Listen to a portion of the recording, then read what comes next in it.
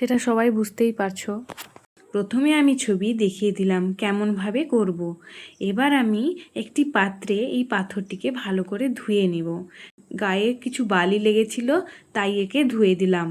তারপর আমি ফেব্রিকের কালার সাদা কালার নিয়ে উপরে প্রাইমার হিসেবে আমি পুরোটা কালার করে দেব। আমি এটি প্রথম কোট করে দেখলাম যে এটি পাতলা লাগছে বা দেখা যাচ্ছে পাথরটিকে, তাই ডবল কোট করে ভালো করে শুকিয়ে নিলাম। তারপর আমি পেন্সিল দিয়ে একটি ঘরের মতো ছোট্ট কিউট একটা হোম আমি ড্র করলাম। তার উপরে কালার দিতে শুরু করলাম। এই পাথরটি আমি কুড়িয়ে পেয়েছিলাম, ভাবলাম এর উপরে কিছু আঁকি। তো এর প্রথমে আমি যখন হাতে নিলাম দেখলাম এটিকে কি শেপ লাগছে। অনেক ভাবার পর দেখলাম এটিকে একটা ছোট্ট ঘরের রূপ দেওয়া যাবে। তো সেই ভেবে আমি এটাকে বানাতে শুরু করলাম। প্রথমে আমি ছাউনি করেছি, ছাউনির পর আমি জানালা করলাম। দেখতেই পাচ্ছ কেমন কোথায় আমি কালারটা ইউজ করছি, কিভাবে ইউজ করছি। জানালার ভেতরটা স্কাই কালার এবং বাইরে ধীরে ধীরে ব্লু করে বেগুনি কালার করেছি। তারপর সাইড বর্ডারগুলো কালো করে দিলাম। বর্ডারগুলো কালো করলে কিন্তু দেখতে ভাল লাগে।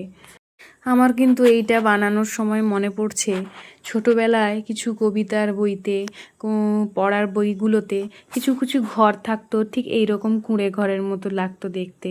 ছোট্ট ছোট্ট কালার ছবি থাকতো বইতে, কুঁড়ে ঘরের মতো এরকম লাগতো। আমার মতো তোমরা কারা, তোমাদেরও এরকম মনে পড়ছে কমেন্ট করতে পারো।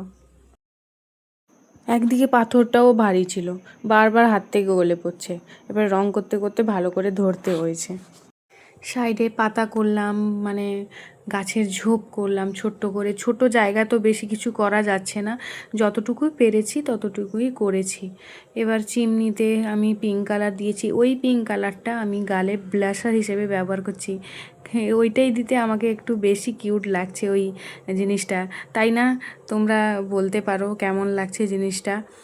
এবার আকাশ করলাম। আকাশের জন্য আমি স্কাই কালার নিয়েছি।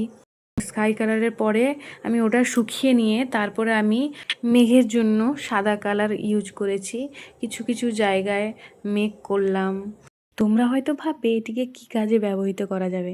হ্যাঁ, এটিকে পেপার ওয়েট হিসেবেও ব্যবহার করতে পারো, ড্রয়ারে রাখতে পারো, তাকে রাখতে পারো, দেখতে ভালো লাগবে।